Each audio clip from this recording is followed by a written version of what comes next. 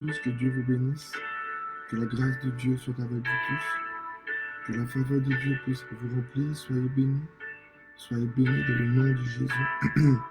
Soyez bénis, soyez remplis de la présence du Seigneur, soyez bénis, soyez remplis de la plénitude du Saint-Esprit.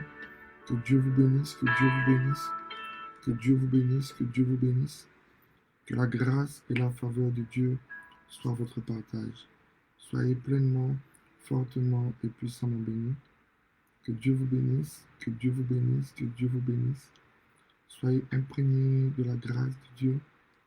Soyez imprégnés de l'amour du Seigneur. Soyez imprégnés de la présence de Jésus. Que Dieu vous bénisse grandement et que Dieu vous fortifie. Que Dieu vous élève, que Dieu vous remplisse, que Dieu vous inonde de sa grâce, que Dieu vous inonde de son amour, que Dieu vous inonde de sa miséricorde. Alléluia. Que Dieu vous inonde de sa faveur, que Dieu vous inonde de beaucoup de joie, de beaucoup de paix, dans le nom de Jésus de Nazareth. Soyez bénis, soyez bénis, soyez bénis, soyez bénis, soyez bénis, soyez bénis, dans le nom de Jésus. Que Dieu vous donne au-delà de ce que vous pensez mériter. Que Dieu vous donne au-delà de ce que vous pensez avoir. Que Dieu vous bénisse. Que Dieu vous bénisse, que Dieu vous bénisse. Soyez remplis de la faveur du Seigneur. Soyez remplis de la grâce de Dieu. Soyez remplis, soyez remplis. Soyez remplis, soyez remplis. Dans le nom de Jésus. Que Dieu vous bénisse. Que Dieu vous bénisse, que Dieu vous bénisse, que Dieu vous bénisse, que Dieu vous bénisse. Soyez fortifiés, soyez remplis. Alléluia. Nous allons faire 2 jours avec le Seigneur. Nous allons étudier quelque chose. Je prie vraiment que le Seigneur puisse nous donner l'intelligence pour comprendre ce qu'il veut nous enseigner.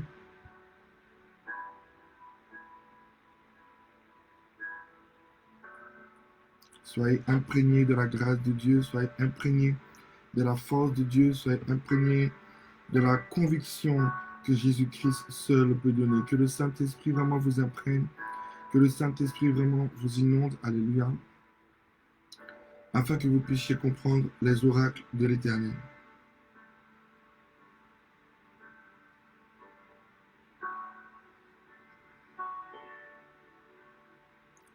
Que Dieu vous bénisse, que Dieu vous bénisse, que Dieu vous bénisse, que Dieu vous bénisse.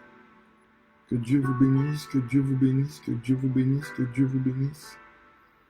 Soyez remplis de force, soyez remplis de joie, soyez remplis d'allégresse, soyez remplis de joie dans le nom de Jésus. Alléluia.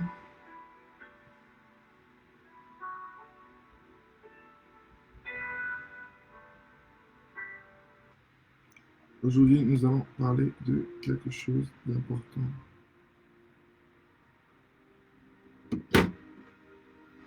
Amen.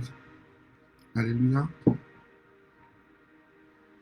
Je suis très fatigué, mais nous allons faire confiance au Saint-Esprit. Alléluia, qui va nous fortifier et qui va nous faire du bien. Amen.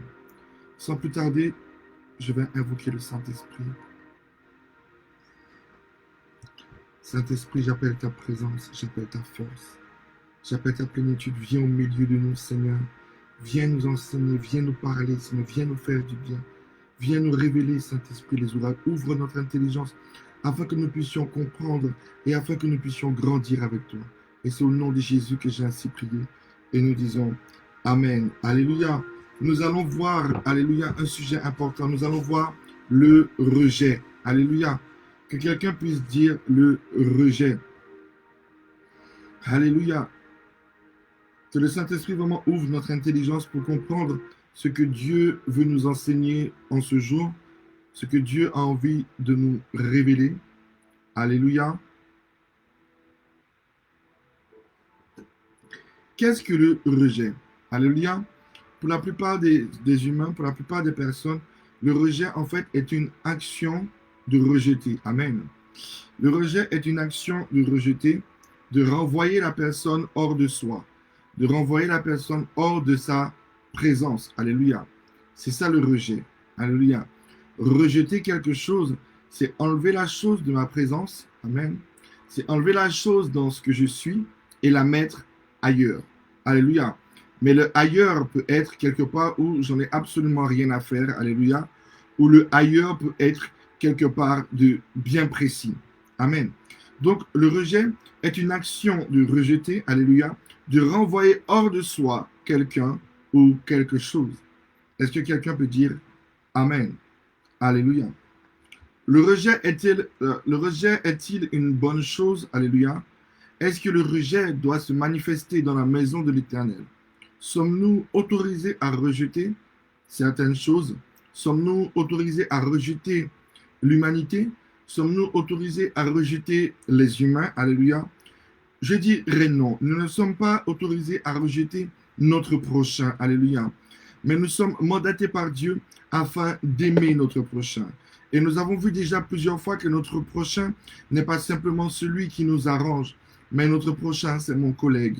Mon prochain, c'est mon patron. Mon prochain, c'est mon pasteur. Mon prochain, c'est mon voisin. Mon prochain, c'est ma famille. Mon prochain, c'est mon père, c'est ma mère. Mon prochain, c'est tous ceux qui m'entourent. Alléluia. Et la parole de Dieu me dit que je dois absolument aimer mon prochain. Alléluia. Et je dois les aimer comme Dieu me demande de les aimer. Est-ce que quelqu'un peut dire Amen? Alléluia. Alléluia. Devons-nous rejeter quelqu'un parce qu'il commet des erreurs? Alléluia. Alléluia. Devons-nous rejeter quelqu'un parce que la personne est susceptible d'être une occasion de chute pour nous? Il y a différentes questions que nous nous posons. Alléluia. Il y a une chose qui est sûre et qui est certaine. Il y a une chose que Dieu nous a mandaté à rejeter absolument, c'est le péché. Alléluia. Alléluia. Nous sommes mandatés par Dieu pour rejeter. Alléluia. Pour haïr le péché. Nous sommes mandatés par Dieu pour exclure et refuser le péché dans notre vie. Alléluia. Nous avons vraiment l'autorisation de Dieu le Père. Nous avons l'autorisation du Fils et nous avons l'autorisation du Saint-Esprit pour rejeter le péché. D'ailleurs, je crois que c'est la seule chose que Dieu a envie que nous puissions rejeter. Est-ce que quelqu'un peut dire Amen? Alléluia. Alléluia. Amen. Par contre, rejeter un humain, rejeter l'humanité, ou rejeter quelqu'un qui a commis une faute, je crois, alléluia, en tant que serviteur de Dieu sous la grâce, en tant que disciple de Christ, alléluia, nous n'avons plus à rejeter ceux qui nous entourent. Nous n'avons pas à rejeter, alléluia, ceux qui font mal, car rejeter quelqu'un, alléluia, revient à détruire la personne. Je veux que quelqu'un retienne cette phrase. Rejeter quelqu'un revient à détruire la personne. Et je me répète, rejeter quelqu'un revient à détruire la personne, qu'importe l'origine de son péché, qu'importe sa faiblesse ou qu'importe l'appel démoniaque qui peut reposer sur sa vie, alléluia, rejeter quelqu'un, alléluia, je me répète, rejeter quelqu'un revient à détruire la vie de cette personne. Amen. Je me répète, rejeter quelqu'un, c'est renvoyer la personne hors de sa présence. Priver quelqu'un de la présence que je suis. Alléluia. C'est ça, rejeter quelqu'un. Et nous allons voir quelles sont les conséquences du rejet. Alléluia, sur l'humain. Amen.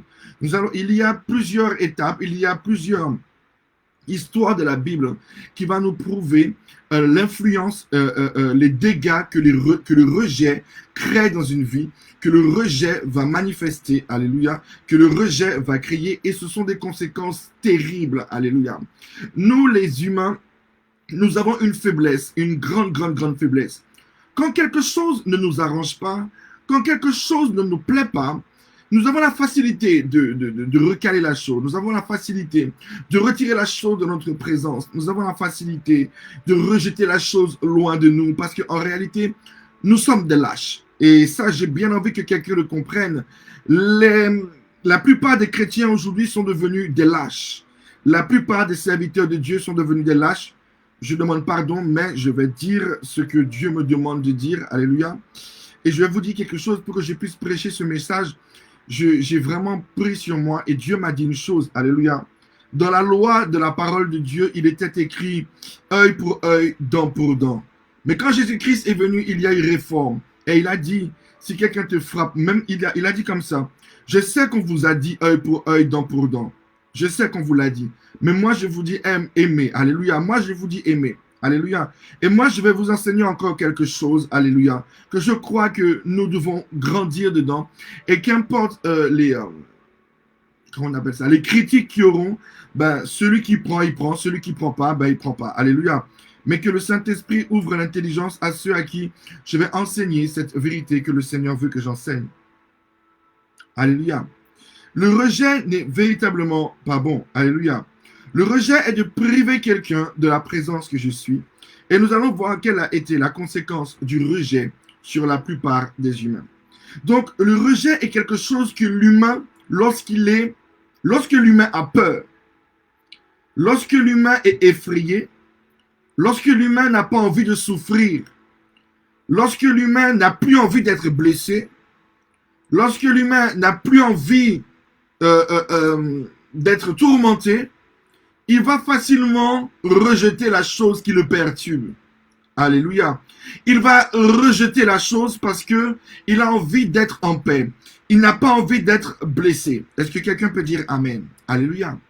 Mais si nous avions été appelés à simplement rejeter, je vais dire quelque chose d'important. Lorsque nous avons quelqu'un que nous aimons fortement, alléluia, qu'importe sa faiblesse ou qu'importe ses erreurs, nous aurons fortement beaucoup de mal à le rejeter. Est-ce que quelqu'un peut dire Amen? Si tu es amoureux d'un homme, vraiment, si tu es amoureux d'une femme, réellement, ou si tu as mis des enfants au monde et que tu les aimes fortement, qu'importe les blessures ou qu'importe les circonstances terrifiantes ou horribles qu'ils pourront manifester envers toi, tu auras beaucoup de mal à les rejeter. D'ailleurs, même, tu ne les rejetteras jamais parce que tu te sens fortement attaché à ces personnes. Est-ce que quelqu'un peut dire Amen? Mais lorsque on va parler simplement d'une brebis de l'église, alléluia, que tu as vu en vision ou en révélation, alléluia, il y aura systématiquement une séparation que tu voudras établir. Tu vas facilement rejeter la personne parce que tu auras peur que la personne t'attaque, tu auras peur que la personne te détruise. En réalité, c'est une faiblesse et une lâcheté. Tu auras peur et tu vas vouloir protéger ta vie, protéger ci, protéger ça, protéger ci. Mais si ça concerne ton mari, si ça concerne ta femme, si ça concerne tes enfants, si ça concerne ta société, si ça touche ton argent, si ça touche ce qui te concerne, ce qui touche les profondeurs de tes entrailles, tu ne vas pas vouloir rejeter, mais tu seras prêt à éprouver le sacrifice pour pouvoir changer la donne. Alléluia. Parce que en réalité, tu as besoin de la personne. Alléluia. Ou tu as besoin de l'argent. Ou tu as besoin de la société. La personne a de l'importance pour toi. La personne compte pour toi. Alléluia. Donc, le rejeter te sera improbable. Le rejeter te sera impossible. Le rejeter te sera invraisemblable. Est-ce que quelqu'un peut dire Amen? Parce que en réalité, tu as pensé que tu te protégeais. Non, mais en réalité, c'est simplement de l'intérêt, mais de l'intérêt profond, de l'intérêt réel, de l'égoïsme profond. Et nous nous disons dirigés par la présence de Dieu pour protéger nos foyers, ou pour protéger l'église, ou pour protéger un groupe, ou pour protéger ton entreprise, ou pour protéger ton argent, ou pour protéger quelque chose. Mais si ça concerne quelqu'un auquel tu es attaché, le rejet ne voudra pas se manifester, mais tu auras une forte envie de prier ou de te sacrifier pour essayer de sauver la personne. Est-ce que quelqu'un entend ce que je dis? En réalité, rejeter quelqu'un est de la lâcheté. Rejeter quelqu'un est de la peur. Alléluia. Rejeter quelqu'un est de la peur. Rejeter quelqu'un est de la lâcheté. Rejeter quelqu'un est de l'égoïsme. Rejeter quelqu'un est semblable à tuer. Est-ce que quelqu'un peut dire Amen? Si tu dis pas Amen, gloire soit rendue à Jésus-Christ. En réalité, ceux qui sont poussés à rejeter, ils rejettent facilement ceux qui ne sont pas dans leur intérêt. Alléluia. Ils veulent soi-disant protéger quelque chose d'autre. Alléluia. Que Dieu ouvre notre intelligence. L'humain est trop lâche et l'humain est trop peureux. Avant que Dieu ne te révèle que cette personne était mauvaise ou non, ou avant même que Dieu ne te révèle pas, mais que tu aies pris la décision, dis-moi, la personne a-t-elle pu faire quelque chose sur ta vie? Où était ton Dieu? Ton Dieu n'est-il pas plus grand que cette personne? Ton Dieu n'est-il pas plus grand que la méchanceté que cette personne puisse manifester? Où est passé ton Dieu? Où est passé la grandeur de ton Dieu? Alléluia. Est-ce que quelqu'un peut dire Amen? Pourquoi donc, je vais prendre un message que les chrétiens disent tout le temps, pourquoi donc la pauvreté serait tombée sur Jésus afin que nous soyons riches? Alléluia. Mais pourquoi dans le contexte de la trahison, nous ne voulons pas prendre ce verset? Christ a été trahi par Judas afin que nous ne soyons point trahis. Est-ce que quelqu'un peut dire Amen? Alléluia. Alléluia. Christ a été vendu afin que nous ne soyons point vendus. Christ a été tué afin que nous ne soyons point tués. Christ a payé le prix du châtiment afin que nous ne puissions jamais le recevoir et que nous puissions demeurer dans la paix. Ça, c'est la vérité. Alléluia. Mais ça, nous n'allons jamais le dire. Mais comme nous avons besoin d'argent, donc nous prenons cette parole dans un contexte où nous allons nous fortifier avec. Christ s'est fait pauvre afin que je sois riche. Mais il m'est facile de rejeter quelqu'un parce que autour de Jésus, il y avait aussi Judas. Alléluia. Et Judas a trahi Jésus-Christ jusqu'à l'amener à la croix. Mais pourquoi tu ne te dis pas que Jésus-Christ a payé ce prix afin que toi, tu ne le vives pas? Est-ce que quelqu'un dit Amen? Mais là, tu ne vas pas le sentir, ce sujet-là, parce que, en fait, tu es tellement lâche et tu es tellement peureux, tu n'as pas compris la réalité du salut. Alléluia. Donc, ce te sera facile de rejeter quelqu'un et de le livrer à la merci des forces des ténèbres. Je veux que quelqu'un entende ce que je vais dire. Je veux que quelqu'un entende ce que je vais enseigner. Je veux que quelqu'un entende ce que l'Esprit va dire à l'Église. Nous avons été mandatés pour sauver. Nous avons été mandatés pour faire plus que Jésus. Jésus est venu afin que nous puissions faire beaucoup plus que lui, afin que nous puissions être dans les choses que nous n'avons jamais vues et jamais entendues. Jésus-Christ a pris non seulement la pauvreté, mais l'accusation et la mort et toutes ces choses sur lui, afin que nous puissions demeurer dans une réelle paix. Mais pour que nous puissions demeurer dans une réelle paix, nous devrions déjà comprendre qu'est-ce que Christ a fait, afin que nous puissions vivre non dans la lâcheté, mais dans l'amour, afin que le salut puisse se manifester à travers notre vie et que les gens soient sauvés au lieu d'être rejeté. Je veux que quelqu'un écoute ce que Dieu dit à l'Église. Nous allons essayer de comprendre beaucoup de choses. Nous allons d'abord commencer par voir qu'est-ce que le rejet produit. Qu'est-ce que le rejet crée dans une vie?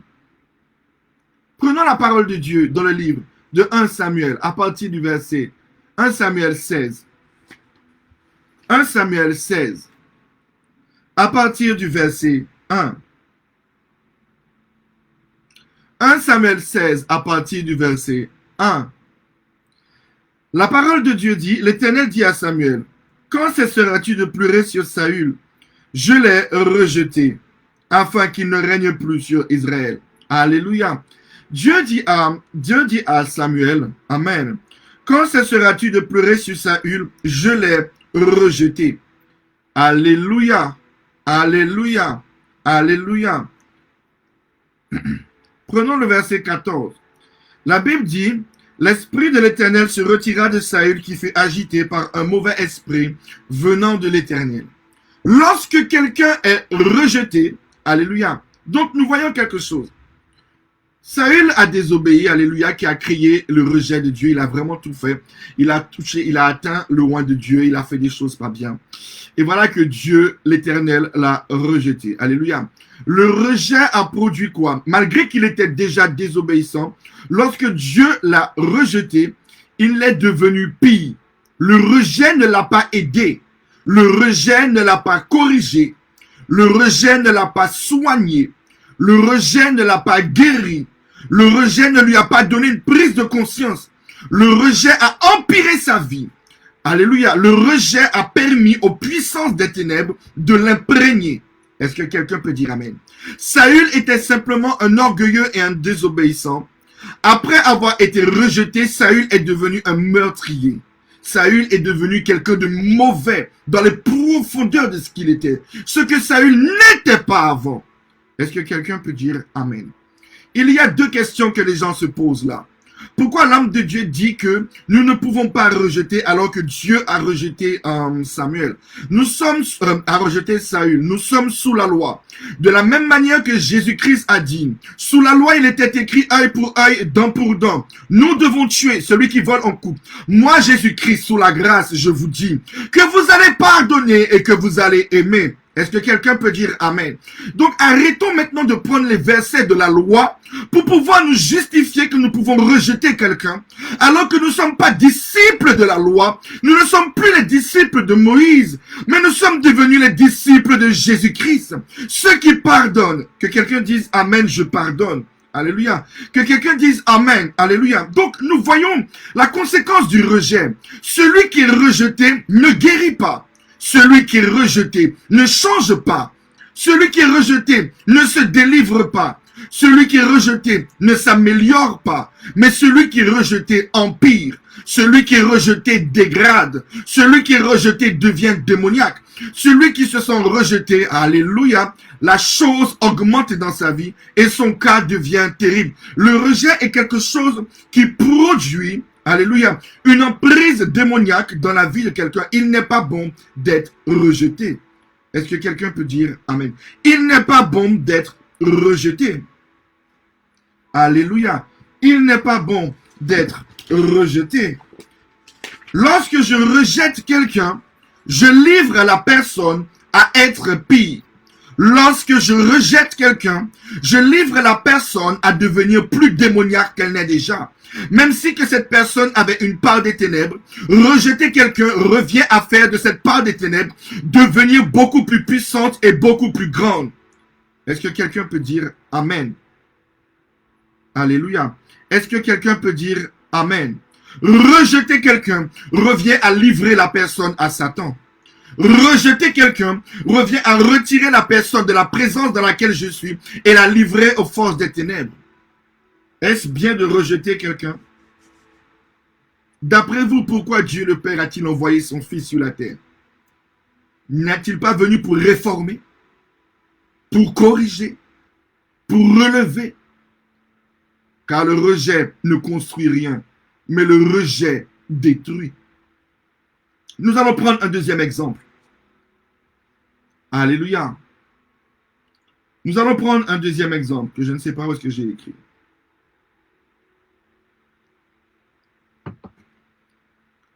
Nous allons prendre la Bible dans le livre de Jean 13. Nous allons voir quelque chose de très important. La conséquence d'un homme de Dieu lorsqu'il rejette. Jean 13, verset 26.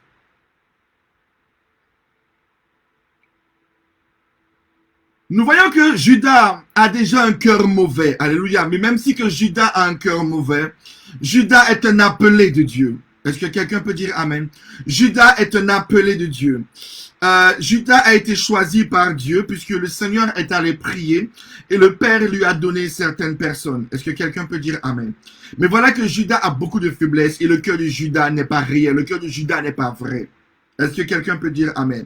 Mais non, en tant que serviteur de Dieu, là je parle aux pasteurs, je parle aux prophètes, je parle aux apôtres, je parle aux responsables des églises, je parle à tous ceux que Dieu a mandatés.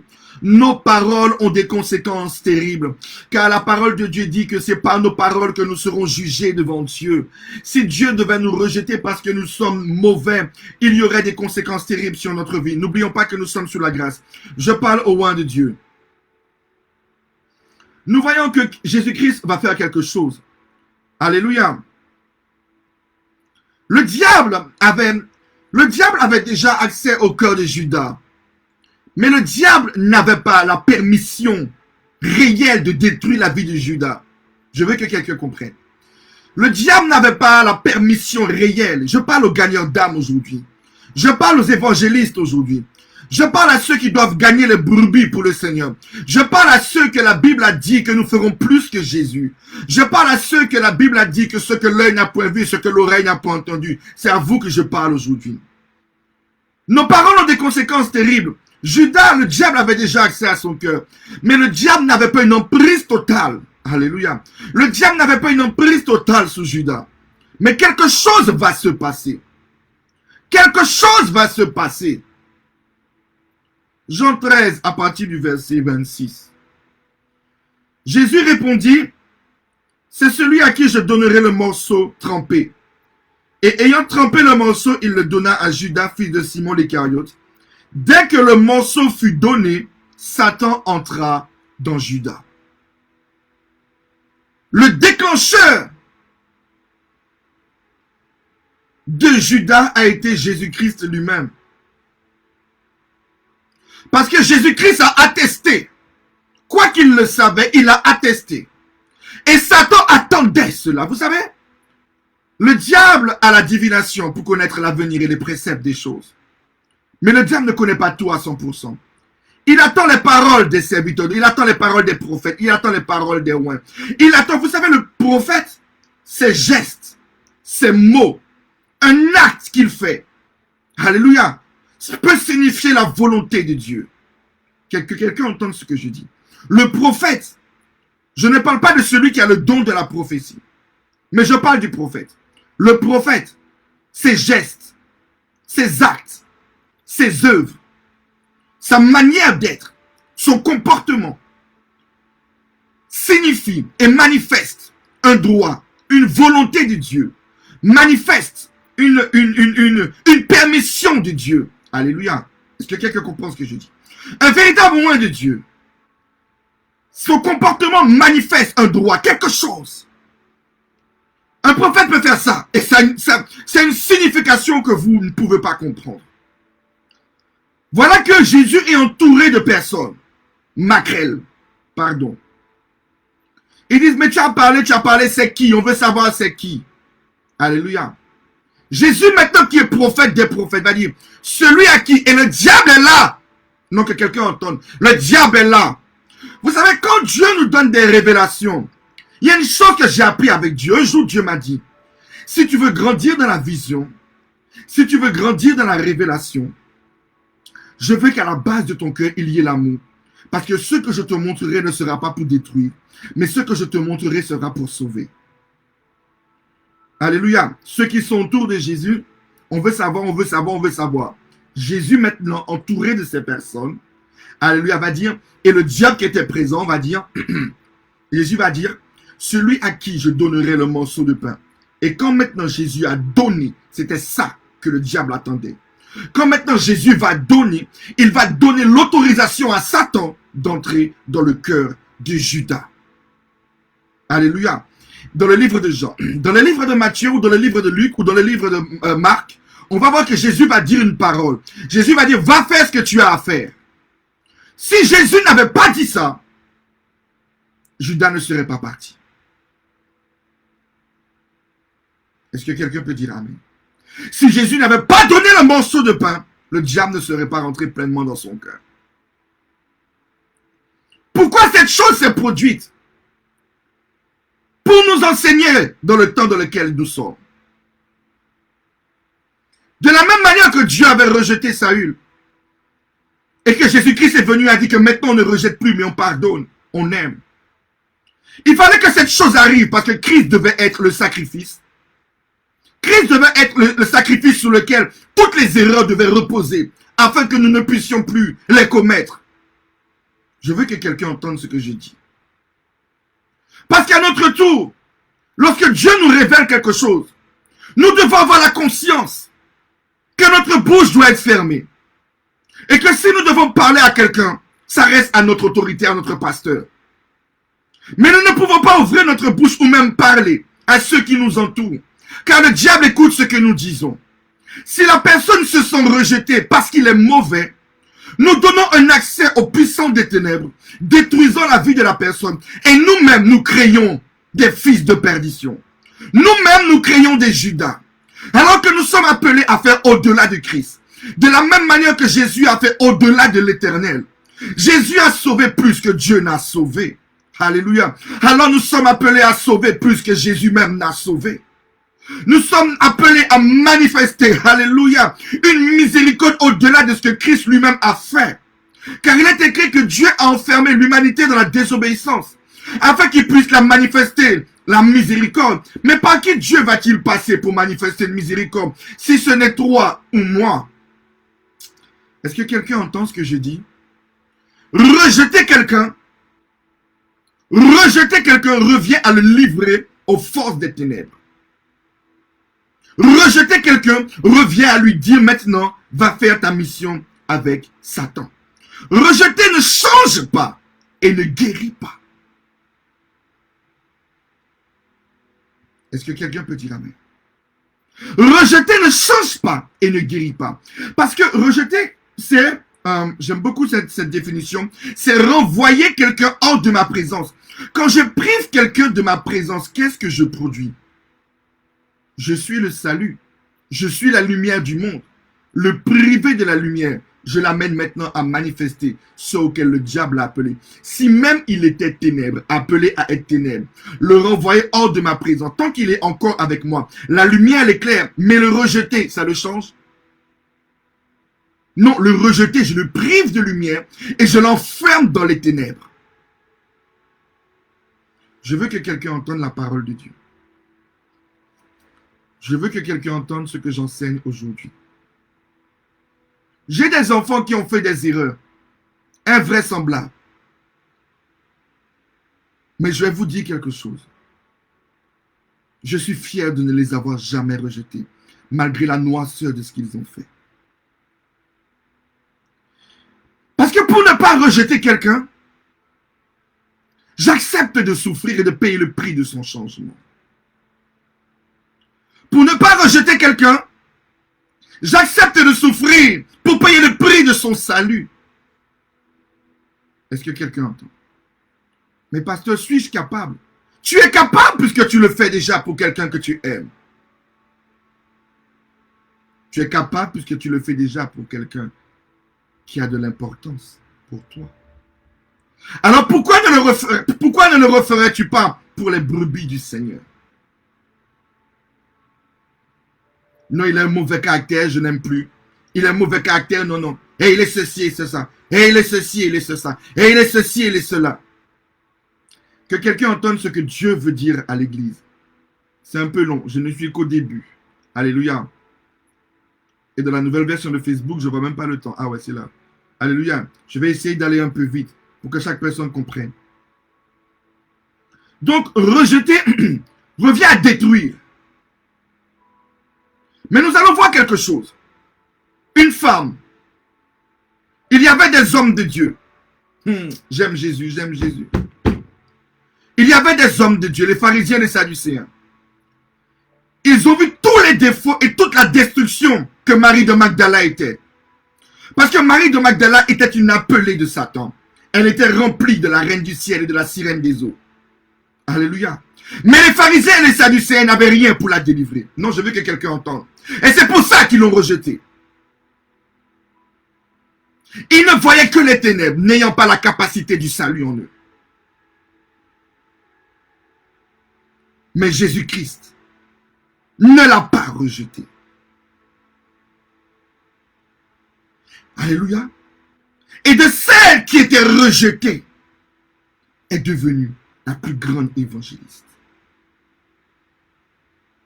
Celle qui a été rejetée est devenue la plus grande évangéliste. Celle que les autres hommes de Dieu ont rejetée, parce qu'ils voyaient en elle quelque chose de répugnant et de destructeur pour la synagogue. Lorsque la grâce est arrivée, a recueilli cette femme, a chassé 8 démons de sa vie, ou 7 ou 6, 8 je crois, je ne sais plus, a chassé les démons de sa vie. Et elle est devenue la première et la plus grande, au-delà des apôtres, évangélistes. Sais-tu que celui que tu rejettes est de l'or? Celui que tu rejettes est de diamant. Celui que tu rejettes est l'une des plus belles pierres précieuses qui doit couronner ta couronne. Mais c'est juste que tu es trop lâche pour payer le prix pour le sauver. C'est juste que tu es trop lâche pour y arriver. Que ma parole percute ton cœur, mais que tu deviennes le plus grand évangéliste que le monde n'a jamais connu. Que tu sois au-delà de Billy Graham, que tu sois au-delà de Maurice Cellulo, que tu sois au-delà de Benny Hinn, et que tu puisses sauver.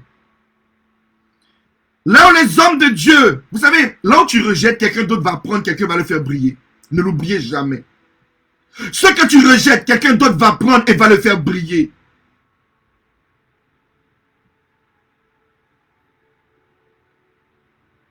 Ils ont rejeté Marie de Magdala. Jésus l'a récupérée. Il l'a délivrée. Il l'a nettoyée. Elle est devenue une femme extraordinaire. Est-ce que quelqu'un peut dire Amen?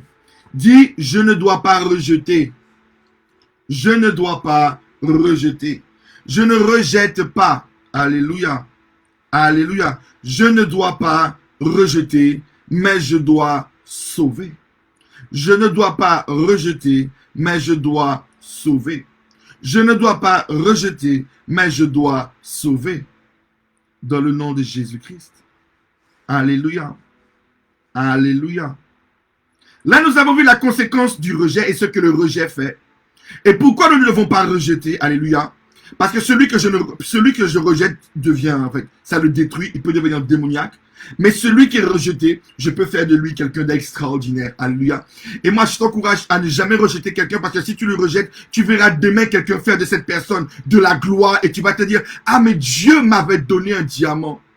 Et tu vas reconnaître ta lâcheté et ton incapacité à transformer la pierre que Dieu t'avait donnée en diamant. Donc, ne rejette pas ton mari, ne rejette pas ta femme, ne rejette pas tes enfants, ne rejette pas quelque chose qui te paraît comme impossible à surmonter. Parce que ce que tu as envie de rejeter là, c'est de l'or. Ce que tu as envie de rejeter là, c'est ta plus pierre précieuse qui fera ta gloire de demain. Ne l'oublie pas, marque la date de ce que je te dis. Dieu qui m'a réveillé, écris ce que je te dis. Nous allons voir maintenant autre chose. Il y a des personnes qui se sentent rejetées, alléluia, mais qui ne le sont pas. Ils pensent que Dieu les rejette ou que les hommes de Dieu les rejettent, alors qu'ils ne sont pas rejetés. Et nous allons voir qu'est-ce qui crée ce sentiment de rejet, alors qu'il n'y a pas de rejet. L'homme de Dieu ne t'a pas rejeté, ou ton responsable ne t'a pas rejeté. Mais pourquoi tu ressens ce sentiment de rejet? Alléluia. Nous allons le voir maintenant. Que quelqu'un ouvre son intelligence pour comprendre. Non, je veux que quelqu'un dise, Saint-Esprit, ouvre mon intelligence. Je vais te révéler des choses pour comprendre pourquoi parfois tu as des sentiments, tu as l'impression que le pasteur, tu as l'impression que ton prophète te rejette, tu as l'impression que ton apôtre te rejette, alors que non. Est-ce que quelqu'un peut dire Amen? Alors que non, tu n'es pas rejeté. Ton pasteur t'aime, personne ne t'a rejeté. Est-ce que quelqu'un peut dire Amen? Alléluia. Nous allons prendre la parole de Dieu dans le livre de Genèse, chapitre 4. Chapitre 4 à partir du verset 3. Chapitre 4 à partir du verset 3, la Bible dit, au bout de quelque temps, Caïn fit à l'Éternel une offrande des fruits de la terre, et Abel de son côté en fit une des premiers-nés de son troupeau et de leur graisse. L'Éternel porta un regard favorable sur Abel et sur son offrande, mais il ne porta pas un regard favorable sur Caïn et sur son offrande. Caïn fut très irrité et son visage fut abattu. Alléluia. Nous voyons deux offrandes qui montent vers Dieu et Dieu ne prend pas l'offrande de Caïn. Caïn se sent rejeté. Alléluia. Caïn pense que Dieu fait du favoritisme et Caïn se sent rejeté. Caïn se sent mis à part. Est-ce que quelqu'un peut dire Amen? Caïn se sent, il dit Dieu m'a rejeté et Dieu préfère mon frère. Est-ce que quelqu'un peut dire Amen? Mais est-ce que Dieu avait rejeté Caïn? Non. Dieu a rejeté l'offrande de Caïn. Dieu n'a pas rejeté Caïn. Mais pourquoi Caïn éprouve ce sentiment de rejet? Alléluia. Nous allons d'abord voir que le sentiment de rejet va faire naître la jalousie. Alléluia. Va faire naître la peur d'avoir, ah oui, mais pourquoi il est né après moi et il me dépasse? Alléluia. Ce sentiment de rejet, il va naître de quoi? Le rejet naît quand je ne suis pas dans la volonté de Dieu. Alléluia. Quand je ne suis pas dans la volonté de Dieu, j'ai l'impression que Dieu ou que l'homme de Dieu me rejette. Mais ce n'est pas que Dieu m'a rejeté, c'est que je ne suis pas dans ce que Dieu veut. J'ai fait ce que je veux. Et j'ai envie que dans ce que je veux, Dieu approuve ce que je fais. Et comme maintenant Dieu ne va pas accepter, je vais croire que Dieu m'a rejeté, alors qu'en réalité, c'est moi qui ai rejeté la volonté de Dieu pour faire ma volonté. Alors je vais ressentir le rejet, alors que jamais Dieu ne m'a rejeté. Est-ce que quelqu'un entend la parole de Dieu? Non, je veux que quelqu'un dise Amen, je reçois. Alléluia. Donc, Alléluia. Alléluia. Est-ce que quelqu'un entend ce que Dieu vient de nous dire? Dieu n'a pas rejeté Caïn. Alléluia. Mais Caïn a rejeté la volonté de Dieu. Et rejetant la volonté de Dieu, est-ce que quelqu'un entend? Il a pensé que Dieu le rejetait. Mais Dieu n'allait jamais approuver quelque chose qui n'était pas dans sa volonté. Nous allons prendre maintenant l'exemple de celui pour qui Dieu lui-même a dit de sa bouche, je rejette Saül. Alléluia. Regardez bien, Dieu n'a jamais dit, je rejette Saül. Reprenons la Bible. La Bible dit exactement, l'Éternel dit à Samuel, quand cesseras-tu de pleurer sur Saül? Je l'ai rejeté afin qu'il ne règne plus sur Israël. Donc Dieu a rejeté afin qu'il ne règne plus. Mais pourquoi Dieu a rejeté? En réalité, Dieu n'a pas rejeté Saül, mais Saül a rejeté Dieu. Parce que Dieu avait donné des préceptes. Dieu a dit à Saül, Saül, je ne veux pas que tu touches l'autel, je ne veux pas que tu fasses les sacrifices. C'est Samuel le prophète qui doit le faire. C'est sorti de la bouche de Samuel. Je ne veux pas que tu écoutes ce que les hommes disent. Je ne veux pas que tu regardes, mais je veux que tu m'écoutes ce que moi je te dis. Alléluia. Saül a rejeté ce que le prophète lui a dit. Il a rejeté l'ordonnance de Dieu, alléluia. Il a rejeté ce que je sème, je récolte. La manière que je mesure les autres, la chose m'arrive. Il a rejeté, alléluia. Saül a rejeté l'ordre de Dieu, alléluia. Dieu ne va pas accepter. Il a fait maintenant quelque chose qu'il avait envie de faire. Il a fait sa volonté. Et maintenant qu'il a fait sa volonté, il a envie que Dieu accepte. Non, Dieu n'a pas accepté. Parce que ce n'est pas sa volonté. En réalité, le pasteur ne te rejette pas. En réalité, tu as rejeté le pasteur. En réalité, tu as rejeté ton frère. En réalité, tu as rejeté ton responsable parce que tu ne veux pas faire les préceptes qui t'ont été donnés. Tu ne veux pas faire ce qui est écrit dans la Bible. Et comme tu n'as pas envie de faire, Dieu n'approuve pas ce que tu fais. Alors tu ressens le rejet parce que tu as rejeté. Non, que quelqu'un dise Amen. C'est toi qui as rejeté. Alléluia. En réalité, l'homme de Dieu ne t'a pas rejeté. Ah oui, l'homme de Dieu m'a rejeté. L'homme de Dieu. Non, non, non, tu as rejeté parce que tu ne veux pas obéir. Lorsque le plus souvent vous voyez quelqu'un dans l'église qui commence à dire, ah oui, tout le monde me critique, tout le monde m'a rejeté, c'est parce que tu as rejeté les ordonnances de l'église. Tu as commencé à faire ta volonté. Tu ne veux plus se soumettre aux lois qui sont établies. Tu veux faire ce que toi tu veux. Tu veux faire ce que toi tu as décidé. Tu veux faire ce que toi tu as envie de faire. Et comme maintenant Dieu n'approuve pas, tu commences à dire que le pasteur te rejette, que toute la terre te rejette, mais en réalité, tu as rejeté ce en quoi le pasteur croit. Tu as rejeté en quoi la vision que Dieu a donnée au pasteur. Tu as rejeté la vision que Dieu a donnée à ton responsable. Et après, tu vas commencer à crier, mais il m'a rejeté, il m'a rejeté. Personne t'a rejeté. Tu as rejeté la vision que Dieu a donnée à l'œuvre. Parce que tu veux faire ce que toi tu veux. Non, que quelqu'un dise Alléluia. Dieu n'avait jamais rejeté Caïn. Caïn a rejeté Dieu. Dieu ne voulait pas rejeter Saül. Saül a rejeté les préceptes de Dieu. Jésus ne voulait pas rejeter Judas. Judas a rejeté les préceptes de Jésus. Quelqu'un entend? Et quand maintenant tu rejettes les préceptes, tu rejettes la vision, alléluia, tu commences maintenant à accuser la terre entière que tu as été rejeté. Mais c'est toi qui as rejeté les préceptes. C'est toi qui as rejeté. Tu as rejeté ce que Dieu t'avait donné. Alors maintenant, tu ressens le rejet. Mais le rejet ne vient pas de l'homme de Dieu. Le rejet revient de ce que tu as rejeté, ce que Dieu t'a demandé de faire. Alors maintenant, tu éprouves le rejet. Et comme tu ne pries pas, comme tu ne veux rien faire, parce que tu veux faire seulement ce que toi tu veux, ça ne quitte pas ton cœur. Et ça devient de la gangrène. Et tu commences à voir que personne ne t'aime. Et tu commences à devenir jaloux. Et tu commences à devenir meurtrier. Et quand quelqu'un te tend la main, tu ne vois plus que la personne te tend la main. Parce que c'est pas la personne qui t'a rejeté. Donc même quand elle te tend la main, même quand elle veut te corriger, tu ne vois plus que la correction c'est de l'amour. Tu ne vois plus que la correction c'est pour ton bien. Tu ne vois plus que le jeûne c'est pour ton bien. Tu ne vois plus que la prière c'est pour ton bien. Tu ne vois plus que les convocations à l'église c'est pour ton bien. Tu ne vois plus que ce qu'on te donne à faire c'est pour ton bien. Tu ne vois que tout comme de la méchanceté et tout, parce que tu penses que personne ne t'aime, parce que tu as fait la décision de faire ta volonté. En réalité, ce que toi tu appelles rejet, c'est toi qui as renoncé à faire ce que Dieu veut. C'est la vérité.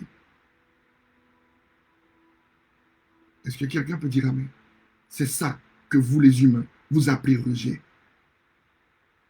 Marie de Magdala a pu être sauvée. Vous savez, quand les autres hommes de Dieu ont rejeté Marie de Magdala, Jésus a pu sauver Marie de Magdala parce que Marie de Magdala a adopté la vision de Christ.